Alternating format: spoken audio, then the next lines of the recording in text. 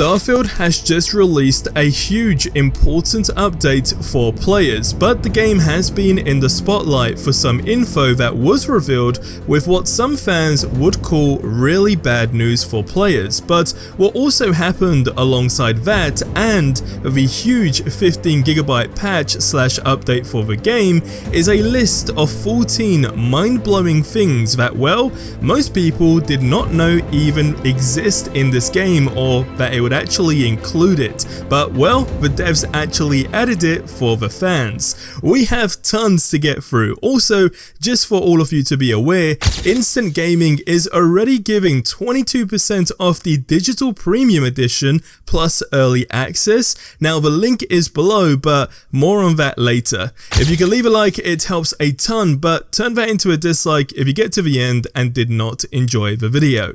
So fans are going crazy, all because of one thing that was let wild on the internet. A video of alleged gameplay is floating about which basically showed a player running in one direction for around 10 minutes before having a boundary reached message appear on screen.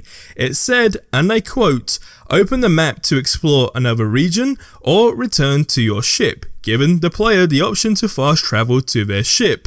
Open the planet map or close the message. Now choosing to close the message would actually let the player continue for a few more steps before hitting an invisible wall, and it basically just halts progression.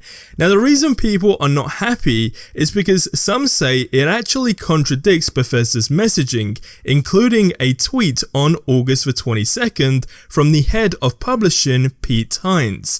Now in a response to a player asking if they can explore a whole entire planet after landing on it, Pete Hines responded by saying, "Yep, if you want, walk on, brave explorer." Now people who currently have access to the game or who have played it are slowly addressing this what we can call a rumor. For instance, reported by Kotaku, a streamer who goes by the name of Darius tweeted to deny the boundary reach message and how it's a persistent issue. He said, "You guys probably already saw this screenshot flying around and people saying that you can't explore planets and that Bethesda have lied. Guys, there is nothing stopping you from exploring the planet.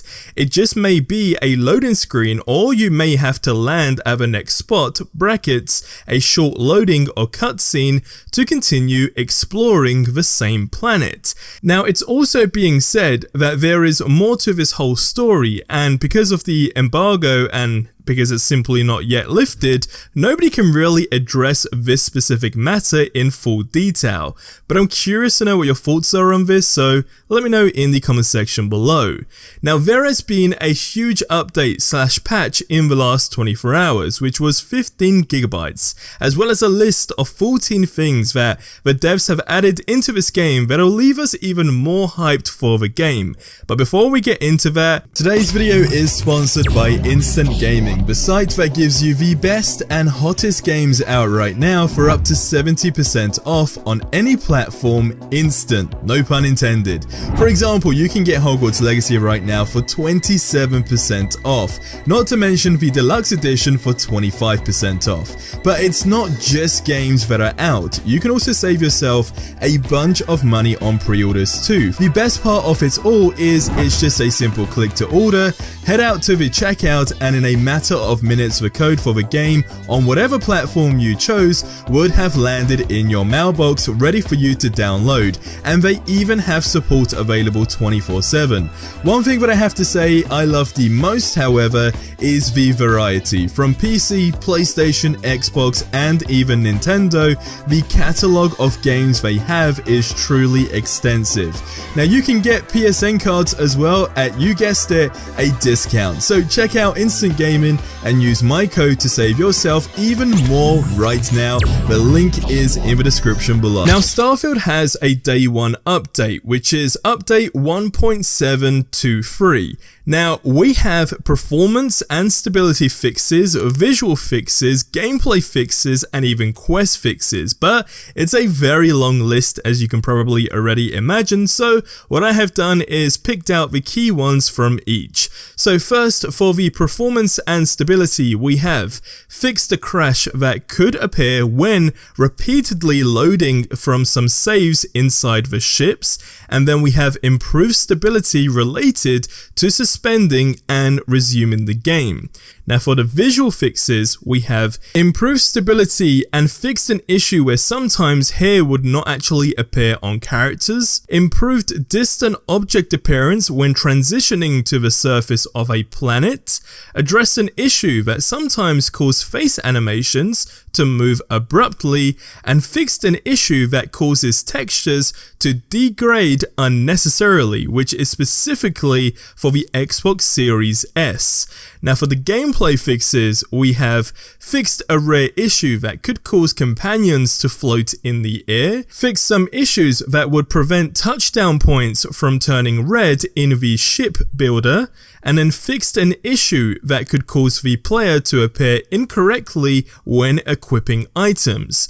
Now for the quest fixes, we have addressed a rare issue where the contraband scan would not occur, potentially preventing landing at New Atlantis, fixed a rare issue that could prevent companions from accompanying the player after the no sudden moves, and then we have fixed how a location would appear near a hidden Earth landmark, and lastly, fixed a rare issue that could potentially trap the player in the facility. Now if you want to read the entire list, which of course is a lot longer, I will leave the full link to that in the description below. Now since this boundary drama has risen, a fan took to Reddit to address 14 things that nobody talks about because of this drama. Now the list is as follows: more than 252,973 lines of dialogue, and for comparison, Skyrim had 60,000 lines of dialogue. We then have landscapes that use photogrammetry, planet lighting is based on star and atmosphere, neon, and the fact that it is actually located on an aquatic planet, the potential of other floating installations on aquatic planets. Planets look like real planets, not cartoons, like No Man's Sky, which is what they said, not my words. And then we have crazy secrets and lore that we don't even know about. We also have cities that actually look populated, and no one has mentioned the sheer number of enterable buildings in Bethesda games. On top of that, we have dynamic locations and enemies and who knows what else.